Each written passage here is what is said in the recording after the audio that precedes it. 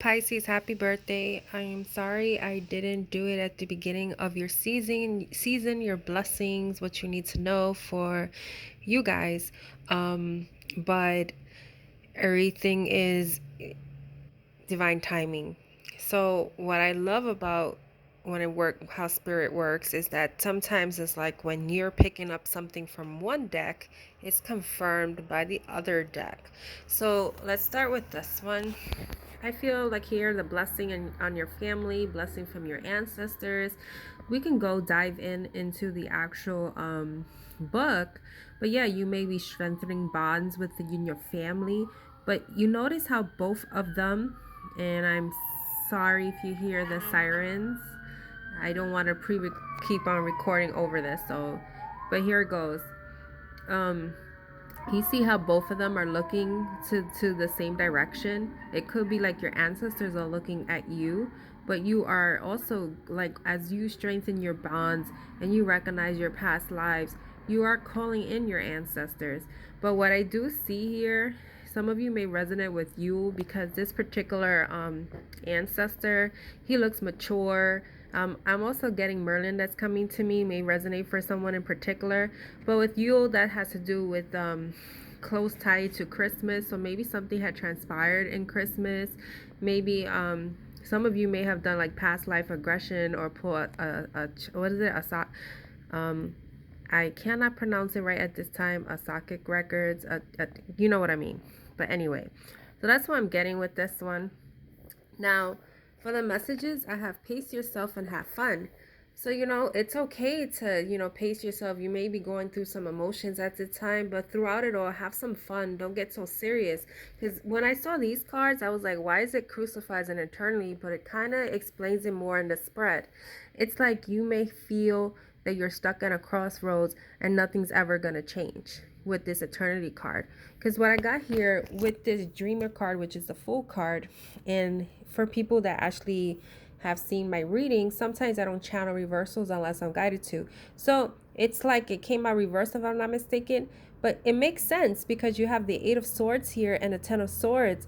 It's like, and it says an illusion of being trapped, a lack of self-confidence. So there's something you feel that is never going to end. And I'm getting that it could be so much finances because, where was it? We have here fear surrounding monies. Also, we also had foundations and achievements. With the four, I'm getting it could be also family. Maybe you are supporting your family, but it could be also that you are trying to find some stability and foundation with yourself. And again, it is like I say, it's ironic because these are two different decks. We have trapped in fear. So you have three fear cards. This one, the Eight of Air, because that's being trapped in your head, maybe lack of self-confidence. And what I find interesting, this I believe are unicorns, but this looks like a unicorn too. So maybe some of you have been seeing something, maybe horse related or anything with unicorns. So you may want to search that. Oh, and unicorns again. So it's like maybe your guides or through another spirit realms are trying to push things forward, and it's in because it's bright, it's light, but you yourself have these mental illusions or delusions of things that won't manifest, like things that you want for yourself. But they're trying to tell you that there is positive movement forward. And I think you start from here. What I'm getting with this card is like you need to start remembering, like this is also like I always see this is like I think it's in Japanese tradition, other traditions, when they put the lanterns or put the light in the water. So that is also remembering your ancestors, but it's also remembering your past lives of what you want for yourself is what I'm feeling. Now, let's see here. I do have the tripod, but again, I have this, I'm like holding a phone. So I'm going to go with the deck I have here. These were your overall messages that I had spread out to see what other messages that we have for you. Let's see what are the messages we have for you for our Pisces. We've got the Five of Pentacles again, right? We have the Five of Pentacles. And some of you are really feeling stuck, really. And you see this here in this particular deck, that looks like, I believe it's like a circle, the Stonehenge. And it's funny because it reminds me also and maybe specific for someone too, because I see the Outlander, and like it looks like a pair of walls or stones together, and that's when the witches or the women do their rituals and stuff. So maybe some of you actually watch that or something. Maybe there's a message for you. So we have the King of Pentacles. Let's see here.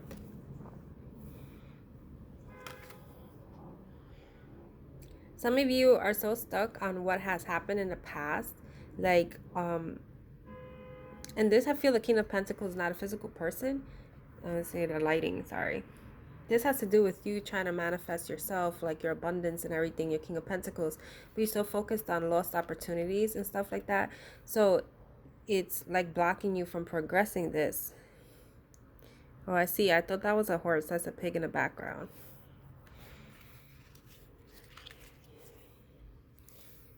Is Eight of Pentacles. Yeah, it's going to take some work. I mean, you have a couple of eights up in here if you've been seeing eights. But yes, it's going to take work, you know, to become a master in something. To, like, say, for instance, you start a new job. You're not going to know everything, the ins and outs of a particular job at this moment because, you know, there's a shift. You're starting to learn new things. Then you acclimate yourself and understand what's going on. The same thing as, like, when you have when someone studies under someone like an apprentice, you're learning, and soon you will be the teacher and you're the student. And the same thing with, like, when you're learning from your spirit guides or your ancestors, you are the student. Once you've come with your experience and mastered everything that you were supposed to master on this plane, you will become the teacher. Seven of Wands.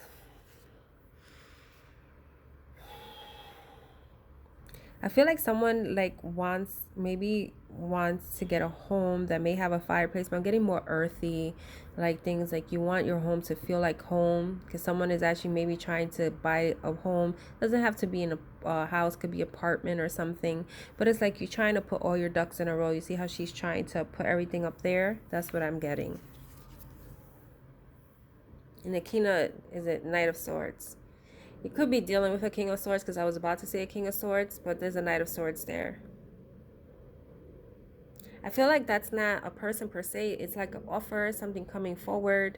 Like maybe that is going to cut this shit that you have, like this fear, this never-ending battle with yourself.